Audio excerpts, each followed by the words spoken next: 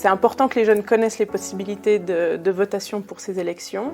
Et c'est pour ça qu'avec la conférence romande des délégués à l'enfance et la jeunesse, on a un projet pour encourager les jeunes à voter aux élections fédérales. Concrètement, dans le canton de Neuchâtel, on a une particularité sur laquelle on avait communiqué plus spécifiquement en 2019 lors des dernières élections fédérales pour s'assurer que les jeunes de différents profils puissent participer pleinement aux votations quand ça leur était possible.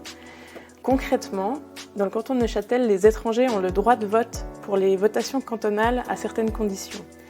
Ce qu'on ne sait pas forcément, c'est que ces élections fédérales, elles sont partiellement considérées comme des élections cantonales. C'est le cas pour l'élection au Conseil des États, qui est une élection cantonale, bien que ça soit pour participer au Parlement fédéral.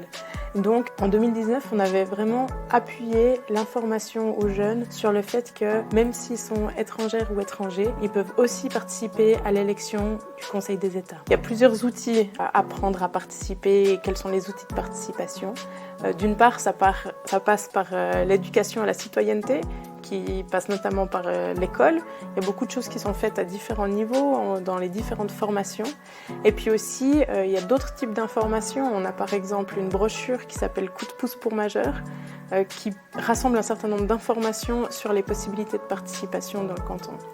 Après, nous, on s'appuie aussi beaucoup sur les acteurs de terrain qui sont directement en lien avec les jeunes. C'est le cas, par exemple, des centres d'animation jeunesse ou d'autres types d'associations, de parlements des jeunes, etc., qui vont, eux aussi, accomplir un travail très important dans le fait d'informer les jeunes des différentes possibilités qui s'offrent à eux pour participer. Ein wichtiges Ziel der Pfadi-Arbeit ist es, jungen Leuten Verantwortung und die Möglichkeit zur Mitbestimmung zu übergeben. Das heisst, wir müssen zum einen bei den jungen Menschen das Interesse wecken, auch für sich selber und ihre Gruppe Verantwortung zu übernehmen, sie daran herzuführen, wie man Entscheidungen treffen kann in Gruppen.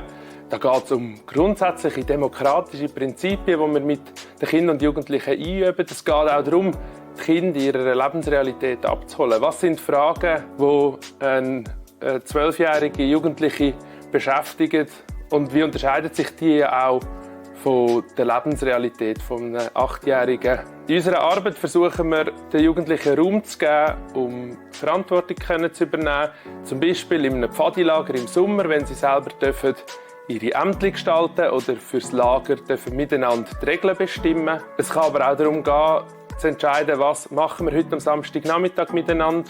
Und so schaffen wir es auf eine sehr spielerische und niederschwellige Art, Kinder und Jugendlichen das Leben in einer demokratischen Gesellschaft näher zu bringen und sie dabei zu stärken, für ihre eigenen Bedürfnisse und Meinungen einzustehen.